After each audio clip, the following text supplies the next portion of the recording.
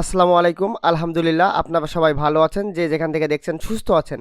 একবার 360 চ্যানেলে সবাইকে স্বাগতম। তো আলহামদুলিল্লাহ আমি আর ইউসুফ হচ্ছে আমাদের ব্যক্তিগত একটা কাজের উদ্দেশ্যে বাইরে বের হয়েছিলাম। তো আমরা যে রাস্তা দিয়ে যাচ্ছিলাম আসলে এখানে মাঠের ভিতর দিয়ে রাস্তাটা চলে গেছে, কিন্তু রাস্তার দুই পাশে এত পরিমাণ সরিষা ক্ষেত, আসলে আমি আমার চ্যানেলের জন্য ভিডিওটা আসলে না করে পারলাম না। তার জন্য হচ্ছে আমি গাড়িটা পাশে সাইড করে রেখে আর কি নেমে গেলাম, বুঝছেন। তো আপনারা চোখের নজর যত দূরে যাচ্ছে আর কি বিষয়টা খেয়াল করে দেখেন, সম্পূর্ণ ক্ষেত বা মাঠ জুড়েই কিন্তু সরিষা। কারণ আমাদের এই যে অঞ্চল, আমাদের এটা পাশের বিল, এটা আমাদের এখানে কোনো জমি নাই বা আমাদের এখানে কোনো ক্ষেত না, তবুও প্রাকৃতিক সৌন্দর্য দেখার জন্যই কিন্তু আমি নেমে গেছি। আর হচ্ছে আপনাদের বিষয়টা সম্পূর্ণভাবে ভিডিওর মাধ্যমে দেখানোর চেষ্টা করতেছি ইনশাল্লাহ। তো অবশ্যই আপনারা ভিডিওটা শেষ পর্যন্ত দেখেন, দেখলে অবশ্যই আপনারা বুঝতে পারবেন যে আসলে আমার কথাটা সত্য নাকি মিথ্যা। তো দেখেন আমি কিন্তু মাঠে মাঝখান বরাবর একটা রাস্তা চলে গেছে, এই রাস্তা দিয়ে হচ্ছে কৃষক যায়, তারপর হচ্ছে তাদের যেসব গবাদি পশু নিয়ে যায় মাঠে চড়ানোর জন্য সেইগুলো নিয়ে যায়। তার পাশাপাশি হচ্ছে যেসব মানে জমি চাষ করার যেসব আর কি যন্ত্রপাতি বা যেসব আর কি পাওয়ার টিলার যেগুলোকে আমরা বলি, তো সেইগুলো নিয়ে যায় এই রাস্তা দিয়েই। তো দেখেন আমি হচ্ছে এখানে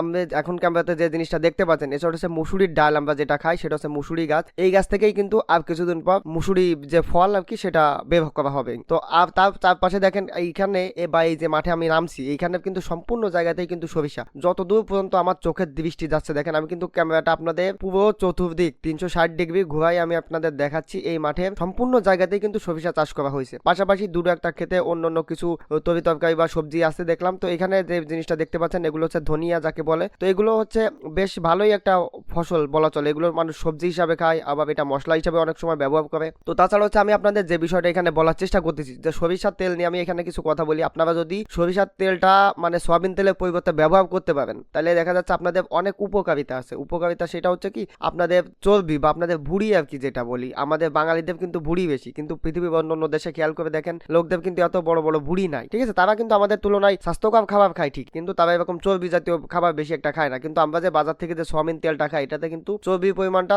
সরিষার তেল থেকে অনেক বেশি। তো আমি হচ্ছে এই জিনিসটা ঘুরে ঘুরে দেখতেছিলাম। তো দেখা শেষ করে হচ্ছে আর একটা বিষয় আমি আপনাদের এইখানে কথা বলি। তো আপনারা যদি সরিষার তেল আপনাদের যদি কারো প্রয়োজন হয়, বা যদি সরিষার তেলে আপনার খাঁটি সরিষার তেল আপনাদের কারো লাগে, তো অবশ্যই আমার ভিডিওতে কমেন্ট করতে পারেন। কারণ আমি হচ্ছে বা আমার ফ্যামিলিতে প্রায় 15-16 বছর যাবতীয় আমরা সরিষার তেল খেয়ে আসছি। কারণ আমরা একদম খাঁটি সরিষার তেল কিভাবে বের করি সেটা ভিডিওর মাধ্যমে অবশ্যই আমার চ্যানেলে দেওয়া আছে। তো যদি কারোর তেলের প্রয়োজন হয় অবশ্যই আমার সাথে যোগাযোগ করবেন, ইনশাল্লাহ 100% পিওর তেল দিতে পারবো। যদি ভেজাল প্রমাণ করতে পারবেন, ইনশাল্লাহ তেলের বিনিময়ে কোনো টাকা পয়সা আপনার থেকে নিব না। তো আজকের ভিডিও এই পর্যন্তই। যদি ভিডিওটা ভালো লাগে আপনার ভাই বোন বন্ধুদেরকে ভিডিওটা শেয়ার করে দেখার সুযোগ করে দিবেন। আর যদি আপনি আমার চ্যানেলে নতুন হয়ে থাকেন, চ্যানেলটি সাবস্ক্রাইব করে পাশে থাকবেন ইনশাআল্লাহ। নানা রকম কিছু ভিডিও নিয়ে অবশ্যই আপনাদের সামনে হাজির হব। আজকে এই পর্যন্তই। আসসালামু আলাইকুম ওয়া রাহমাতুল্লাহি ওয়া বারাকাতুহু। সবাই ভালো থাকবেন, সুস্থ থাকবেন।